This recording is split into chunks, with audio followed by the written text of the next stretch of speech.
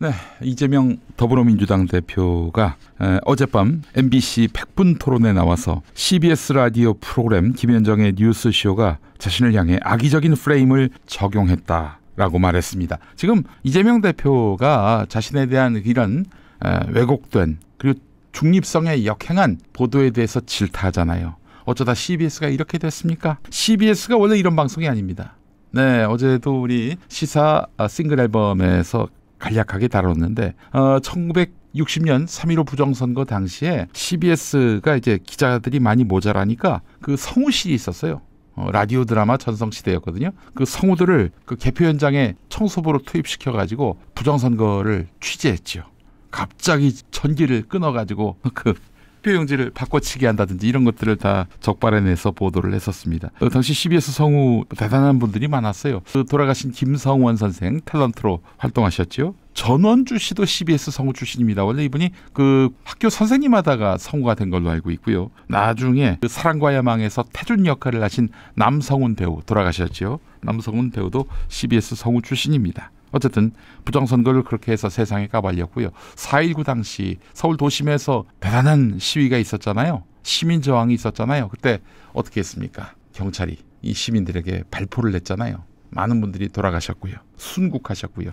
이때 CBS가 종로 2가에 있었는데 그 옥상에서 4.19 민주혁명 실황을 생중계했었습니다. 그런 CBS였습니다. 자, 그리고 1970년대 어느 해인가 부활절 연합예배를 생중계하는데 말이죠. CBS가 생중계한다는 사실을 알고 전국에 자신의 부당함을 알리기 위해서 동일방직 여성 노동자들이 기도 중에 연단에 올라가서 마이크 잡고 자기들이 고통을 당한 실상을 이야기하려 했습니다. 네, 동일방직 여성 노동자, 이 사내 깡패들이 달려들어서 이 여성 노동자들한테 똥물을 뿌렸죠. 당시 그 무대에 올라갔던 노동자 중에는 노회찬 의원의 부인이신 김지선 여사도 있었습니다. 자, 그리고 1980년 5.18 광주항쟁 때는요. 광주 CBS에 계엄군이 가서 우리의 포고령을 읽어라 이렇게 강요를 했는데 그때 CBS의 광주 방송요원들은 회사가 지금 공사를 하는 중이라서 방송하기 어렵다 이렇게 핑계를 대고 그 포고령을 읽지 않음으로써 또한 이 계엄군에 협조하지 않은 그런 역사도 남겼습니다. 자, 그리고 하여튼 모든 게 다 삐딱한 CBS의 보도 기능을 말살시키려고 언론 통폐합 때 전두환은 CBS의 보도 기능, 광고 기능을 박탈했습니다. 광고 기능을 박탈했으면 먹고 살 길이 없는 거죠. 마치 유튜브에서 수익 정치가 되는 것처럼 충격적인 그런 상황, 그 상황에 CBS가 놓이게 됐던 것입니다. 자, 그렇지만 CBS는 여기서 절망하지 않고 각종 시사 교양 방송을 통해서 시대 정신을 전하려고 했고요. 시민들의 어떤 의견을 듣는 방송을 만들었는데 월요 기획이라고. 여기 PD가 바로 변상욱 기자입니다. 그 당시에 한 청취자가 전화 연결을 했는데 전두환으로 시작해서 이순자로 끝나는 이따위 뉴스를 보는 자신의 비탄한 마음을 이야기하면서 나중에는 전두환 정권은 멸망할 것이다 이렇게 얘기를 하는 바람에 변상욱 PD가 이제 잡혀가서 고문당하겠구나 그렇게 마음을 먹은 적도 있었습니다. 자, 그리고 어쨌든 그 시기에 전두환 정권에 맞서기 위해서 6월 항쟁 당시에는 기독교계 뉴스, 생활경제 뉴스 이런 건 또 허용했거든요. 정치 뉴스를 못하게 했던 거죠. 그 뉴스를 통해서 목사님들이 시위하러 나간 소식 그리고 서민들이 노동자들이 고통받고 있는 소식을 전했던 CBS였습니다. 그리고 1990년대 날카로운 필치로 민정당, 민자당을 질타했고요. 그리고 김대중 정부 들어서는 여당에게 줄댔던 사장에 반대하면서 직원들이 300일 가까운 파업을 벌이기도 했습니다. 그랬던 CBS입니다. 역사에 헌신하고 정의에 봉사했던 CBS였는데 그런데 지금 준성만 방송 소리를 듣고 있어요. 이재명 민주당 대표에 대한 허위 그리고 모략 방송을 하고 있고요.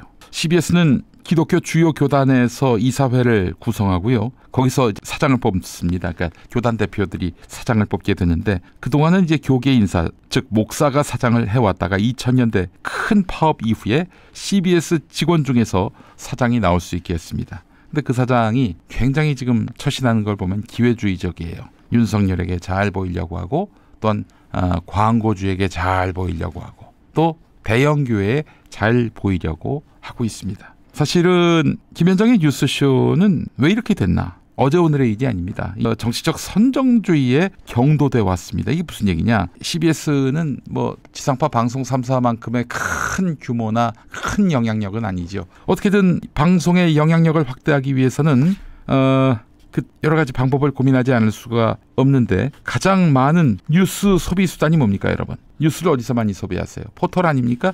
포털에서 어떻게든 조회수를 끌기 위해서 갈등 유발식 답변, 함정을 판 질문, 이렇게 해가지고 기사로 만들어서 포털에 공급하면 포털이 또 그걸 헤드라인에 건단 말이죠. 그렇게 해서 김현정의 뉴스쇼가 그동안 많은 관심과 주목을 받아왔던 것입니다. 많은 언론들이 또 인용해서 보도하니까요. 자, 근데 포털이 말이죠, 윤석열 정권에 장악된 이후로는 정권의 눈치를 볼 수밖에 없죠. 일개 민간 기업에 불과하니까요. 그래서 윤석열 권력에게 장악된 포털의 입맛에 맞추려고 출연진들이 대개 반 이재명이 될 수밖에 없었던 겁니다. 예, 포털에 기사가 나오려면은 유시민 정도는 뭐 네임 브랜드가 있으니까요.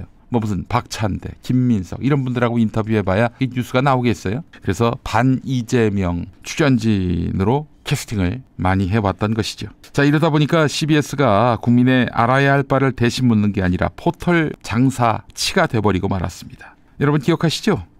지난해 12월 5일 김민석 최고위원 인터뷰. 김현정 씨가 계속 이렇게 물어봅니다. 계엄은 잘못됐다고 하지만 탄핵은 반대한다는데 국민의힘이, 이런 국민의힘에 대해서 어떻게 대응할 것이냐. 지금 이 정의와 불의의 문제가 아니라 김현정 씨한테는 이 사건이 내란 국면이 게임이에요. 게임. 내란 국면을 게임으로 인식하고 있어요. 이런 인식을 드러낸 김현정 진행자에게 김민석 최고위원이 너무 세상을 기술적으로 보고 접근하면 안 된다.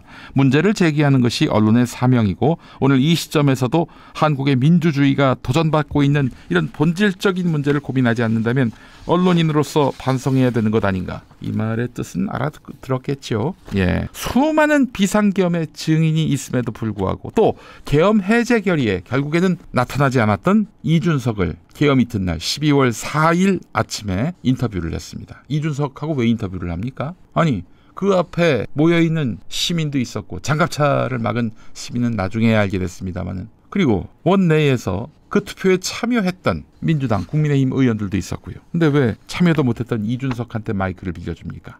아, 원내 정당이라서? 아니, 원내 정당 똑같은 의석, 3개 의석이 있는 진보당은 왜요? 왜 진보당 의원하고는 인터뷰 안 합니까? 그리고 국회 밖에서 시민들을 모아놓고 열심히 계엄을 성토했던 분들 중 상당수가 진보당 당원들인데 왜 진보당 왜 뺍니까? 이준석이 거기 왜 들어가요?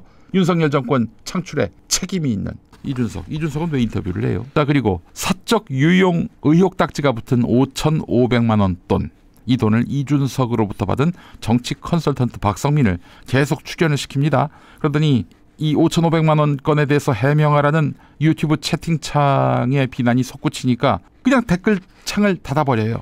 우리도 유튜브를 기반으로 방송하지만은 기술적으로 댓글창이 닫히는 경우를 본 적이 없어요. 뻥인 거죠. 뻥입니다. 예. 그동안 김현정 씨는 박성민에 대해서 정치 일타 강사라는 수식어를 붙이면서 계속해서 권위를 실어주지 않았습니까? 자, 그리고 결국에는 허은하 전 개혁신당 대표 폭로로 이준석이 지령하니 뉴스쇼 방송에 반영되는 이런 증거, 카카오톡방 캡처본이 세상에 드러났습니다. 김현정 씨에게 붙여진 준석맘이라는 멸칭은 과해 보이지 않습니다. 자, 이런 와중에 김현정의 뉴스쇼가 이재명은 곧 북한이라는 그래픽으로 논란에 휘말렸지요. 이게 실수일까요? 이재명 대표는 100분 토론에서 그래서 질타한 것입니다. 자, CBS 김현정의 뉴스쇼 중립성은 근본부터 흔들리는 그런 형국인데, 이 문제는 제가 전에도 말씀드렸습니다만 김진호 사장에게 화살이 돌아갈 수밖에 없습니다. 이분은 이낙연에게 굉장히 우호적입니다. 호남 출신인데 이재명에겐 적대적이에요. 근데 윤석열한테도 친화적입니다. 여러분, 그 이태원 참사 벌어졌을 때 그 당시에 한남동 공관에는 윤석열, 김건희가 입주하지 않았습니다. 입주하지도 않은 빈집에 당시 경찰이 지키고 있었거든요. 근데 그 이태원에서 참사가 발생했으면은 즉각 출동 지원해야 할 거 아닙니까? 근데 그 사람들은 움직이지 말라고 했어요. 요거를 CBS가 보도를 했는데 이 기사를 김진호 사장이 삭제하려고 했습니다. 아이고야. 그리고 여러분, 2022년 11월 같은 때에 벌어진 일인데 MBC 기자가 바이든 날리면 파문으로 그 대통령 전용기에 탑승을 못하게 됐잖아요. 탑승이 배제됐습니다. 근데 그 전용기 안에서 채널 A와 함께 윤석열과 면담했던 기자가 CBS 소속이었습니다. 와, CBS가 이젠 윤석열에게 컨택받은 2개 언론 중에 하나가 됐습니다.